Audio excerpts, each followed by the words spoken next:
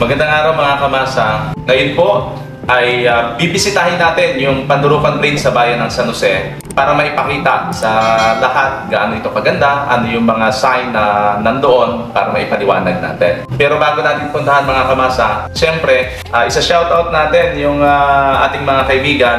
Unahin na po natin si Miss Mabel Mondi Dumuyot. Meron po yung itlugan sa harapan ng PCIC, yun yung kanilang business. Salamat ng marami sa iyo, Miss Mabel. Shoutout din natin si PO1 James Pakatang. Salamat sa iyo, pare. Huwag kayong magsawang tumulong. And then, shoutout din po natin si Ron Vlogs, si Mr. Daguhoy. And then, si paring Raymond Kalita, ang aking kaibigan. And then, si Ate Jen Labantino na nasa Saudi.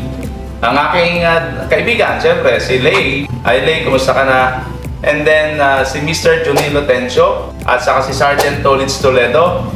And then, ang aking utol sa Barangay Namanggarin, si Tol Vince Heraldes. Ano po? So, samahan nyo kami mga kamasa sa pagpunta namin at pagbisita sa Pandarucan Bridge ng Bayan ng San Jose dito po sa Occidental Mindoro.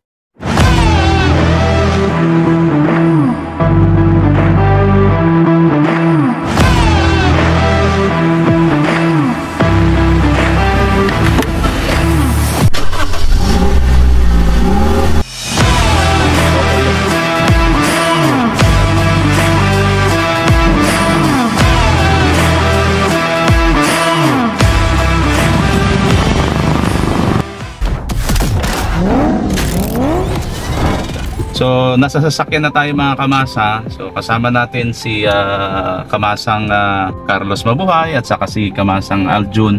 So, pupuntahan na natin yung Pandarucan Bridge dito po sa bayan ng San Jose. At samahan nyo kami kahit paano mga kamasa sa aming simple tour. Kung nakikita nyo mga kamasa, ano po? Ito yung tinatagurian nilang rotonda dito sa bayan ng San Jose. Pero saka natin ipaliwanag yan kasi wala pang mga guhit, ano po, wala pang mga pavement parking yung tinuturing na rotonda dito sa bayan ng San Jose. So itong mga kalsada dito, halos walang mga pavement markings. So dapat malagyan po, ano po. Kasi malaking tulong po siya sa mga drivers, sa mga riders. Tama kayo, tama kayo. Ito na po, along Bonifacio Street na po tayo.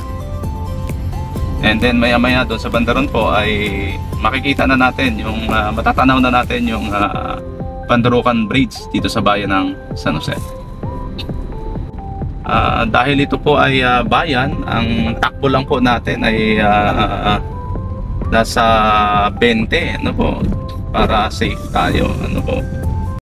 Parang may naamoy ako hindi maganda. Saka sa dami pong mga sasakyan na yan. Pero po pwede pong magpatakbo dito ng hanggang 30. Sa mga loob ng kalsada sa bayan, po pwede pong magpatakbo ng hanggang 30 dito. Pero kapag sobrang daming sasakyan, syempre hanggang 20 siguro. And then kung maraming tao, delikado, hanggang 20 lang po talaga, no? Dapat yung takbo ng sasakyan natin. Ayun po, liliko na po tayo ng kanan dito sa may Save More.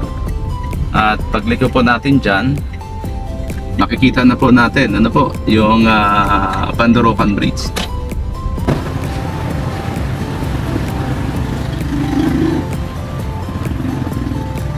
Ito na po mga kamasa, lalakarin natin tulay ng San Jose. Tawagin po nila ito ay Pandarucan Bridge.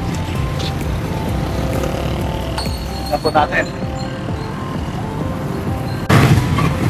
So, kung makikita po natin, ito po ay isang halimbawa ng regulatory sign, ano po, na nagsasabi na ang dapat dumaan dito ay hindi lalampas ng 20 tons na mga sasakyan. Ano po? So, ito po yung pangalan niya. Pandarucan Bridge. Tulad ng naipaliwanag natin kanina, mapapaliwanag sana natin ano yung double solid yellow line na yan sa tulay na ito. Pag sinabing double solid yellow line mga kamasa, lalo sa tulay na ito, mahigpit pong ipinapagbawal yung pag-overtake dito. Kahit yung paglipat mo doon sa kabilang kalsada, bawal. Ano po, pero sana sundin po ng mga kamasang driver natin, kamasang rider natin, para hindi magkaroon ng problema pag tinatawid po nila itong isa sa magandang tulay dito sa bayan ng San Jose. So, hindi lang po ganong kalaba, pero ipapakita ko po sa screen ano yung mga bawal pag nakita na natin yung double solid yellow line, lalo po pagdating sa mga ganitong tulay. Reminder sa mga driver natin at sa mga rider natin, iwasan po yung pag-overtake sa lugar na ito. At iwasan din po kahit yung i-cross mo yung kalsada, bawal din po yun. Kahit pag-counterflow kayo dyan sa lugar na yan, bawal din po yun. Para po sa kaligtasan ng lahat. Maraming pong salamat mga kamasa sa pagsama sa amin sa tulay po ng Pandarucan Bridge. Dito lamang po yan makikita sa bayan ng San Jose. At nakikita din po natin yung mga ilaw na ito, maliwanag po ito sa gabi. At may mga disenyo nga na parang itinisan pa ulit ito ng LGU San Jose para sa darating na namang Kapaskuhan. Maraming pong salamat.